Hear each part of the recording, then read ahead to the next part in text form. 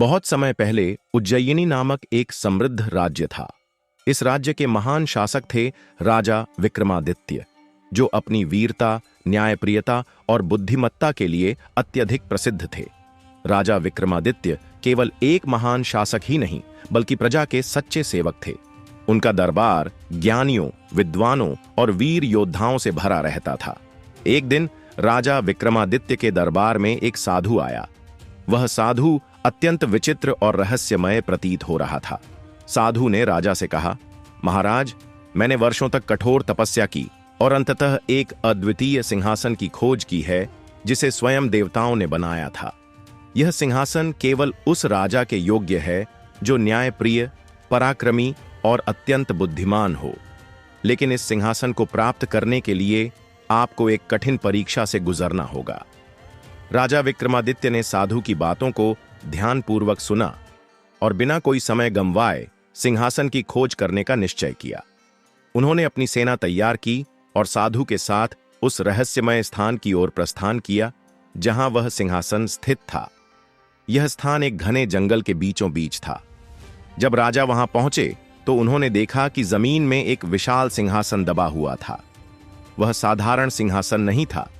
उसमें 32 अद्वितीय पुतलियां जड़ी हुई थीं, जो मानो जीवंत लग रही थीं। जैसे ही राजा विक्रमादित्य ने सिंहासन के पास कदम रखा, उनमें से एक पुतली ने बोलना शुरू किया। पुतली ने कहा, हे राजा विक्रमादित्य, यह सिंहासन तुम्हारे जैसे योग्य राजा के लिए ही बना है, लेकिन तुम्हें पहले हमारी कहानियां सुननी होंगी और यह समझना होगा कि तुम्हारा हृदय और मस्तिष्क इस सिंहासन के योग्य हैं या नहीं।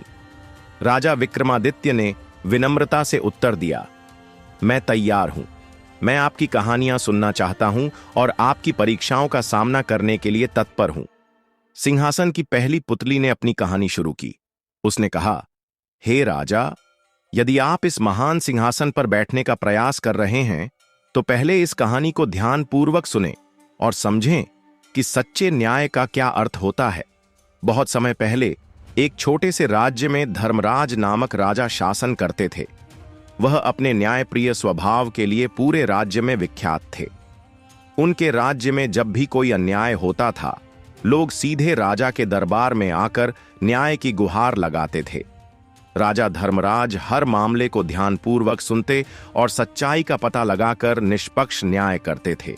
उसी राज्य में रामू नाम का एक गरीब किसान अपनी पत्नी और 2 बच्चों के साथ रहता था। रामू अत्यंत ईमानदार और मेहनती था और उसकी आजीविका उसके छोटे से खेत पर निर्भर थी। एक दिन राज्य के सबसे बड़े व्यापारी देवचंद साहूकार राजा के दरबार में आया और शिकायत दर्ज कराई। उसने कहा, महाराज, मेरे गोदाम से सोने की एक संदूक चोरी हो गई है और मुझे संदेह है कि यह चोरी रामू ने की है। वह अक्सर मेरे गोदाम के आसपास देखा जाता है। कृपया उसे दंडित करें। रामू को दरबार में बुलाया गया।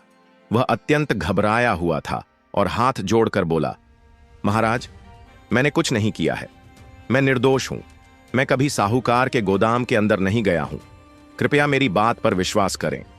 महाराज धर्मराज ने साहूकार और रामू दोनों की बातें ध्यान से सुनी और कहा, जांच के बिना किसी को भी दोषी ठहराना न्याय के विरुद्ध है। मैं स्वयं इस मामले की जांच करवाऊंगा। राजा ने अपने विशेष जांच अधिकारियों को आदेश दिया कि वे यह पता लगाएं कि सोने की संदूक कैसे गायब हुई और असली चोर कौन है। जांच अधिकारियों ने साहूकार के गोदाम की गहराई से जांच की और पाया कि गोदाम का ताला टूटा हुआ नहीं था, जिसका मतलब था कि चोरी गोदाम के अंदर से ही की गई थी।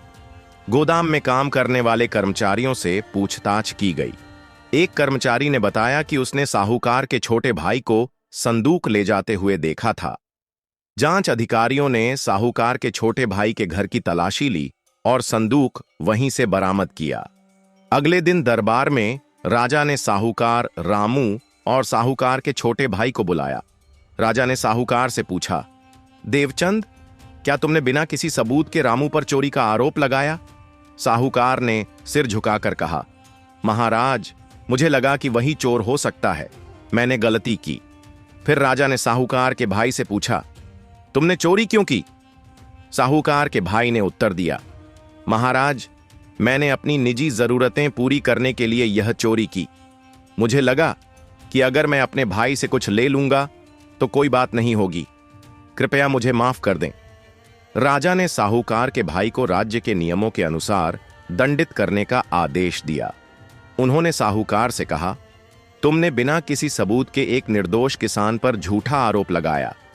तुम्हें अपनी गलती का प्रायश्चित करना होगा।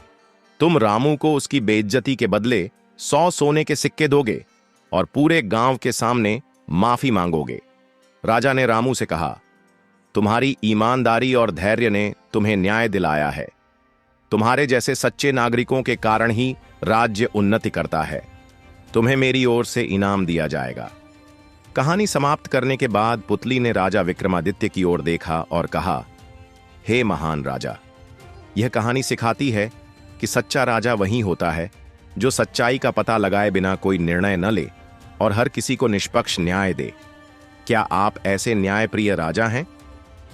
राजा विक्रमादित्य ने सिर झुकाकर उत्तर दिया, मैं इस शिक्षा को अपने जीवन में उतारने का प्रयास करूंगा।